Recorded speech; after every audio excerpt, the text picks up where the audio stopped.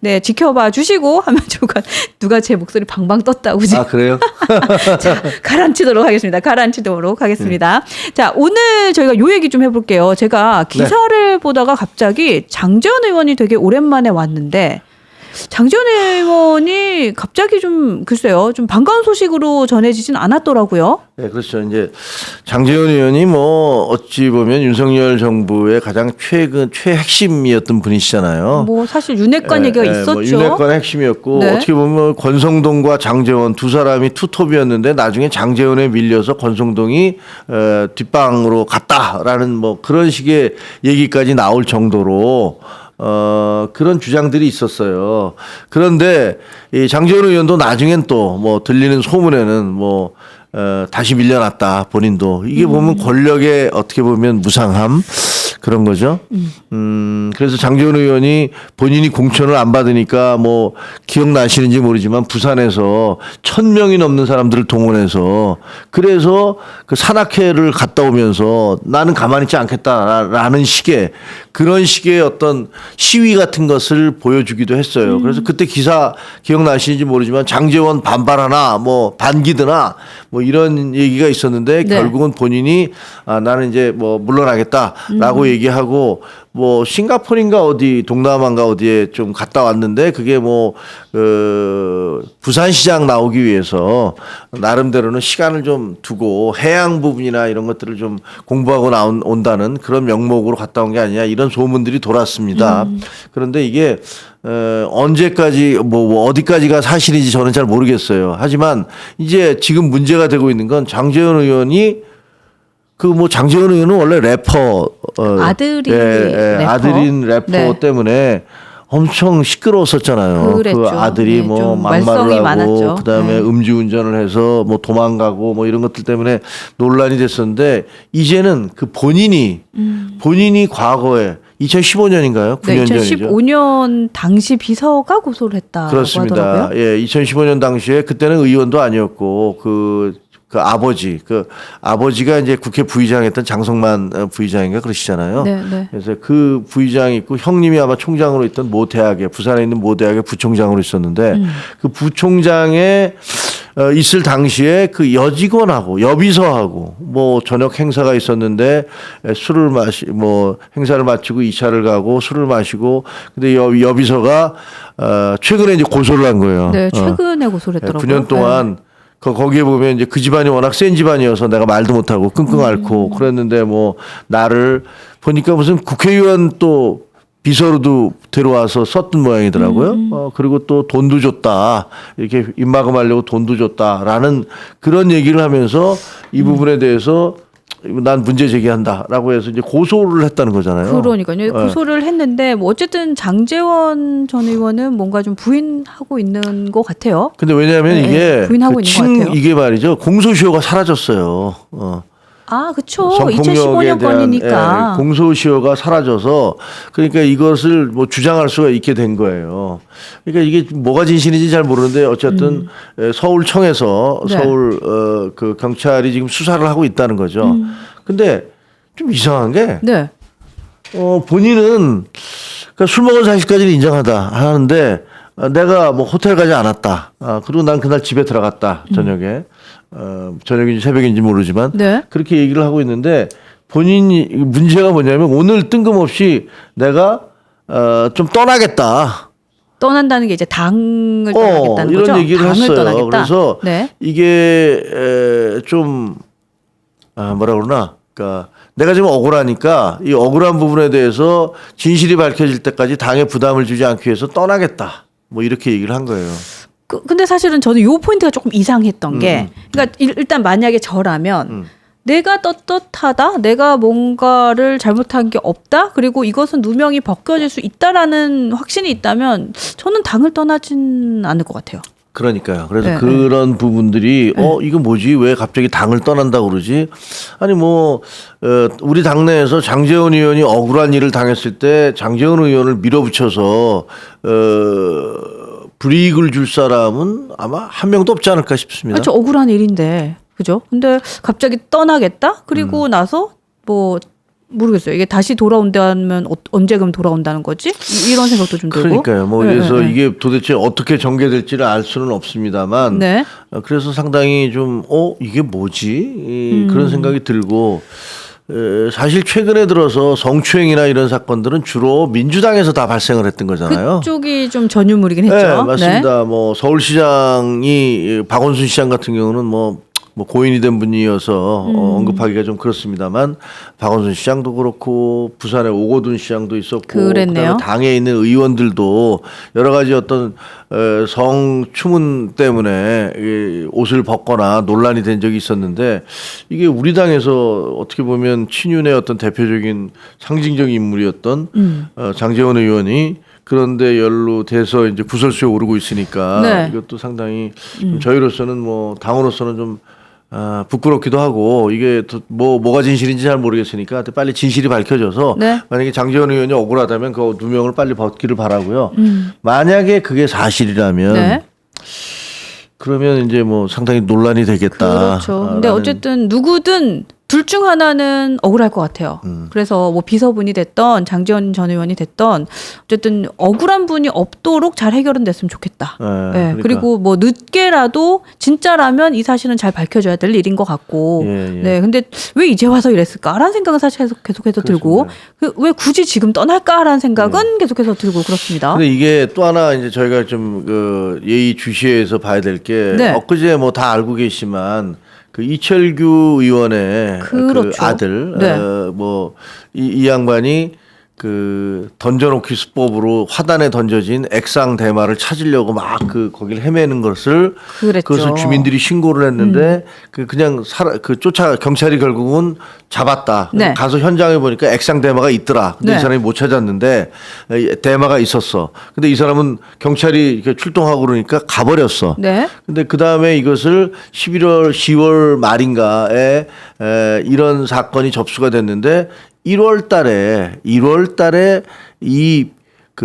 이철규 의원의 아들의 신원을 확인을 했다. 네. 확인을 할 당시엔 아버지가 국회의원이라는 것도 알았다. 근데 이것이 지금 2월 말이 돼서 네. 2월 말, 3월 초가 돼서 이 내용이 이제 공개가 된 거잖아요. 그러니까 굉장히 좀 긴 시간 동안 왜 덮여 이렇게 있었을까? 오래 걸렸어? 이거 혹시 네. 여기서 무슨 압력을 행사했던 거 아니야? 네. 왜냐하면 이철규 의원이 경찰 고위 간부 출신이니까 뭐 이런 얘기 있었고요. 네. 근데 저는 이 두 개를 보면서 이게 권력 말기 현상인가 이런 생각도 사실은 좀 들거든요. 아까 사실 그것도 있었어요. 그러니까 아까도 어떤 분이 말씀을 하셨는데, 그러니까 이러한 의혹들이 이제 뭐 수면 위로 올라온 것까지야 뭐 일이 있었으면 올라오는 건데 네. 왜 이제 와서 친윤들이라고 얘기가 되는 이분들의 이야기가 왜 이제 와서 이제 탄핵 정국에 와서 이렇게 오픈이 되지?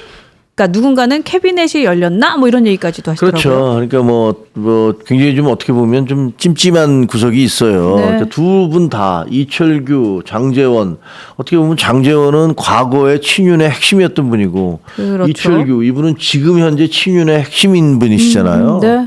근데 그 두 사람이 다 보면 별로 그렇게 아름답지 못한 일로 해서 경찰의 수사를 받고 있는 것이 이제 공개가 되고 있는 거예요. 네. 그러니까 이게 이거 뭐지? 이거 혹시 진짜로 경찰이 이거를 캐비넷에 넣어놓고 있다가 이제 좀 상황이 달라지니까 네.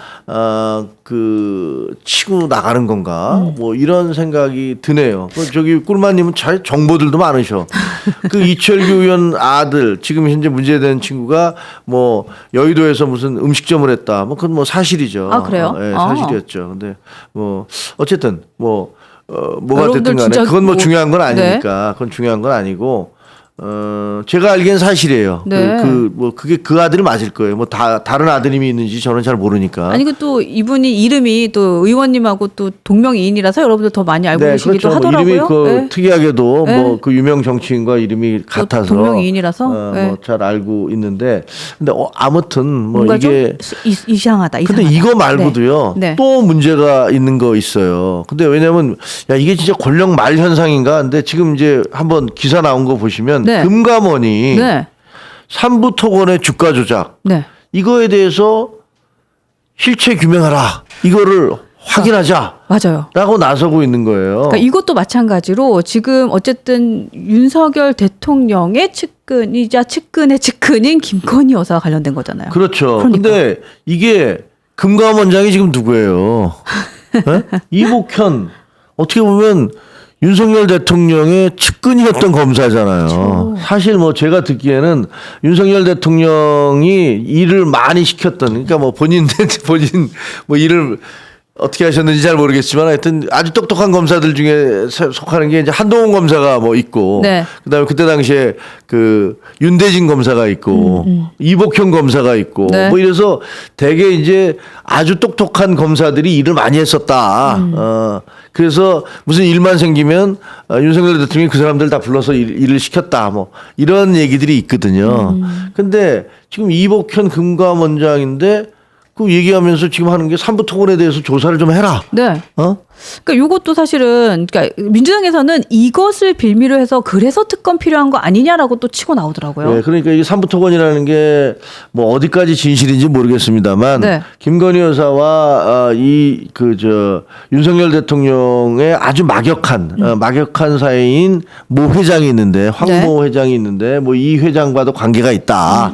뭐 이런 식의 얘기들이 있잖아요. 네, 네. 뭐 사실인지 여부는 뭐 제대로는 알 수는 없습니다.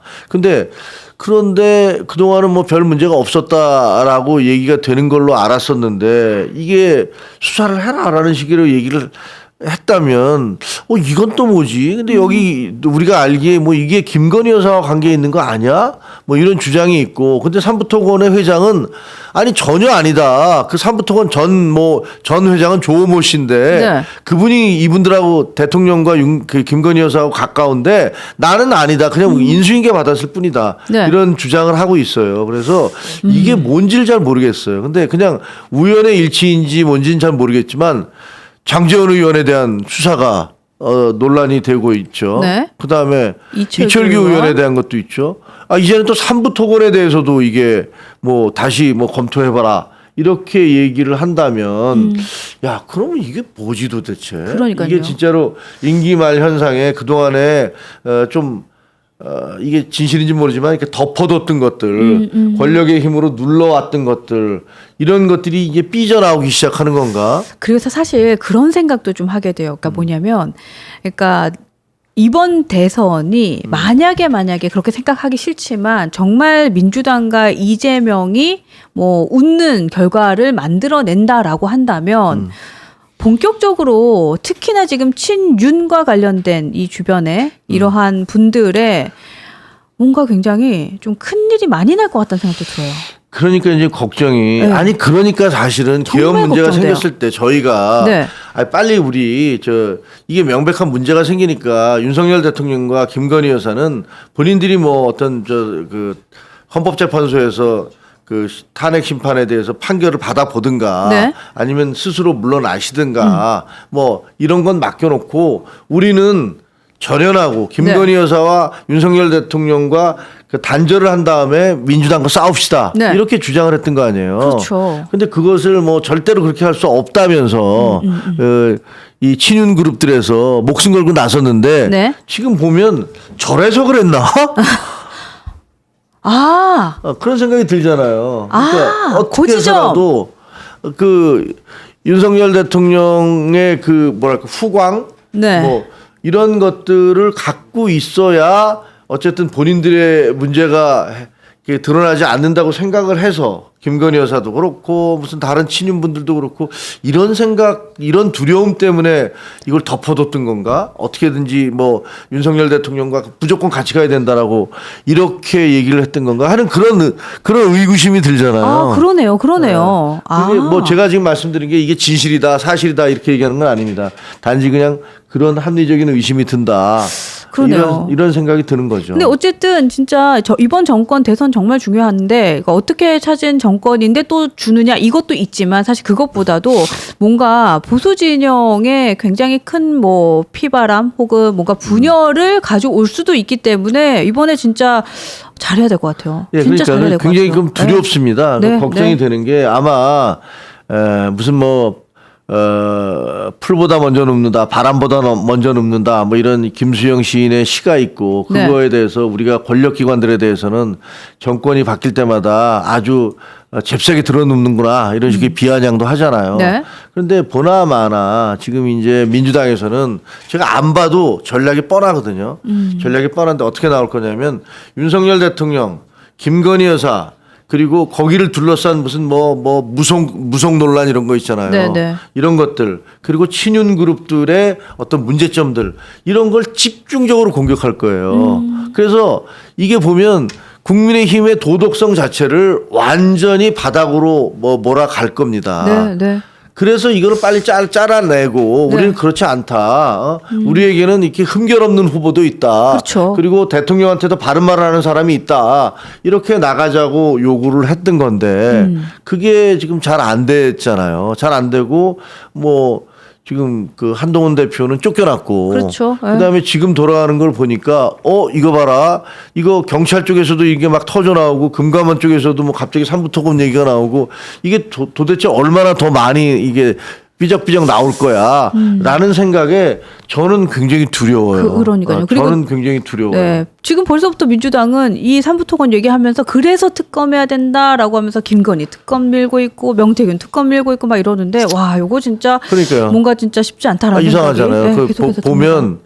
제가 보기에는 지금 대왕고래 사건도 대왕고래 동해안 그것도 앞바다. 보면 동해안 앞바다에 무슨 기름이 나온다는 것도 산자부가 아니 없습니다. 그거 사실은 우리 그 정치적인 결정했습니다라고 사실 자복한 거나 마찬가지잖아요. 그랬죠. 그거는 말이 안 돼요. 근데 그리고 그게 발표되기 전에 천공이라는 사람이 나와서 그 얘기를 했어요.